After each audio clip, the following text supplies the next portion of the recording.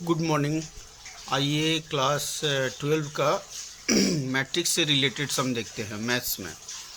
यहाँ पे एक क्वेश्चन बोला है, if a matrix has 12 element what are the possible order it can have.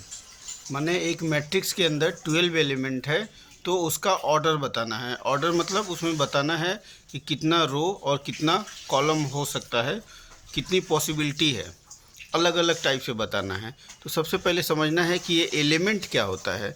देखिए, ये हमने कोई अल्फ़ाबेट लिख दिया और ये ऐसे बॉक्स बना दिया। अब इसके अंदर में हम कोई नंबर भी लिख सकते हैं या कोई अल्फ़ाबेट भी लिख सकते हैं। तो ये जो नंबर और अल्फ़ाबेट लिखे हैं इसी को एलिमेंट बोला जाता है। तो इसमें कितने एलिमेंट है? 1 2 3 4, 4 एलिमेंट है। इसी तरह बोल रहा है कि अगर आपको 12 एलिमेंट दे दिया जाए, मतलब 12 नंबर या अल्फ़ाबेट दे दिया जाए, तो आप कितने प्रकार से मैट्रिक्स बना सकते हैं।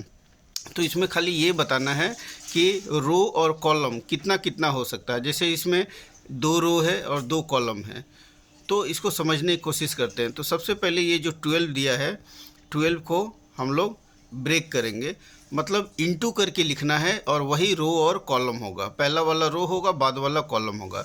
तो 12 को जैसे मल्टीप्लिकेशन हम लोग करते हैं कि 12 आ जाए, तो कैसे आता है? यहाँ पे 12 1 जा 12 होता है तो 12 आता है। तो यहाँ पे 12 रो हो गया और एक कॉलम हो गया।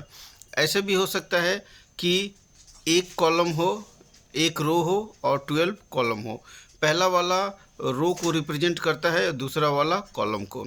ये देखिए, इंटू करने पे 12। हमेशा याद रखना है कि ये जो नंबर है 2 नंबर में ब्रेक करना है, इंटू करने पे यही नंबर आना चाहिए और वही 2 नंबर रो और कॉलम होगा।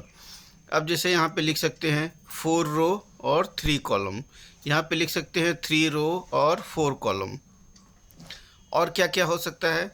जैसे 6 रो और 2 कॉलम, 6 2 जा 12 हो गया, या यहाँ पे 2 और 6 हो गया, 2 रो और 6 कॉलम। अब कुछ नहीं होगा, यही पॉसिबिलिटी है। तो इसी प्रकार से हम लोग नंबर ऑफ़ रो और नंबर ऑफ़ कॉलम में ब्रेक करेंगे और याद रखना है इनटू करने पे यही नंबर आना चाहिए। तो ये इसका ऑर्डर हो गया और यही पॉसिबल ऑर्डर है और कुछ हो ही नहीं सकता, बस यही है। नेक्स्ट क्वेश्चन देख लेते हैं। यहाँ पे बोला है find all possible order of matrix having 7 element. अब यहाँ पे बोला है कि मैट्रिक्स के अंदर 7 एलिमेंट है, तो उसको अलग अलग रो और कॉलम में कैसे लिख सकते हैं, कितने प्रकार का लिख सकते हैं। तो हम 7 को अगर ब्रेक करेंगे तो क्या होगा? 7 इंटू 1 या 1 इंटू 7।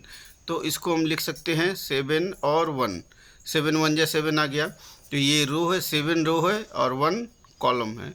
और इसको ऐसे लिख सकते हैं 1 रो और 7 कॉलम, और इंटू करने पे भी 7 आ रहा है। अब कोई दूसरा हो नहीं सकता है क्योंकि मल्टीप्लाई करने पे यही आना चाहिए। और ये रो रिप्रेजेंट करता है, ये कॉलम रिप्रेजेंट करता है। तो इस तरह का एग्ज़ाम में ऑब्जेक्टिव क्वेश्चन आता है। तो इसका पैटर्न यही है कि नंबर को 2 पार्ट्स में ब्रेक करना है, मल्टीप्लाई करने पे यही नंबर आना चाहिए और यही उसका ऑर्डर बताता है। सामने वाला नंबर रो है, बाद वाला नंबर कॉलम को रिप्रेजेंट करता है। और मैट्रिक्स के अंदर में जो चीज़ें लिखी रही है होती है उनको मैथ्स के लैंग्वेज में एलिमेंट बोला जाता है।